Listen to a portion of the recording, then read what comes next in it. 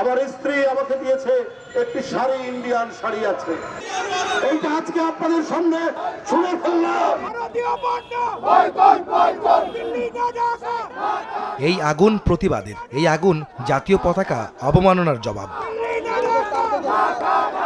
ভারতীয় শাড়ি পুড়িয়ে এভাবেই দেশটির সাম্প্রতিক কর্মকাণ্ডের প্রতিবাদ বিএনপির। বাংলাদেশের পতাকা অবমাননা এবং সহকারী হাইকমিশনে উগ্রবাদীদের হামলার প্রতিবাদে জাতীয় প্রেসক্লাবের সামনে এক বিক্ষোভ সমাবেশে ক্ষোভে ফেটে পড়েন বিএনপির নেতাকর্মীরা। এ সময় ভারতীয় পণ্য বর্জন করে দেশীয় পণ্য কেনার প্রতি উদ্বুদ্ধ করেন তারা।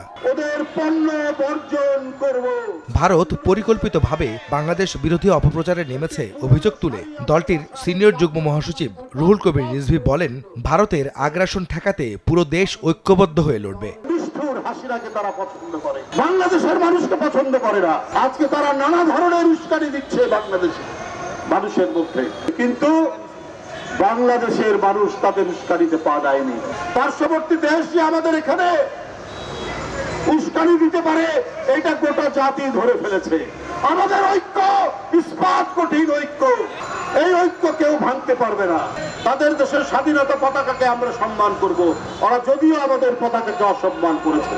আলাদা অনুষ্ঠানে বিএনপি চেয়ারপারসনের উপদেষ্টা জয়নুল আবদিন ফারুক বলেন, শেখ হাসিনা ভারতে থাকায় উৎসাহিত হচ্ছে উগ্রবাদীরা। দেশটি উস্কানিদাতাদের পক্ষ নিয়েছে বলেও অভিযোগ করেন এই নেতা। বাংলাদেশ নিয়ে আর নাক গলাবেন না। বাংলাদেশ এখন 5 আগস্টের পর দ্বিতীয় স্বাধীনতা অর্জন করেছে। বাংলাদেশের এই খোকন মুক্তের রক্তের অর্জিত স্বাধীনতা, বাংলাদেশের শেখ হাসিনা, তুমি যদি আরো 100 বার জন্মগ্রহণ করে আসো, বাংলাদেশে আর এই ষড়যন্ত্র করতে দেওয়া হবে না।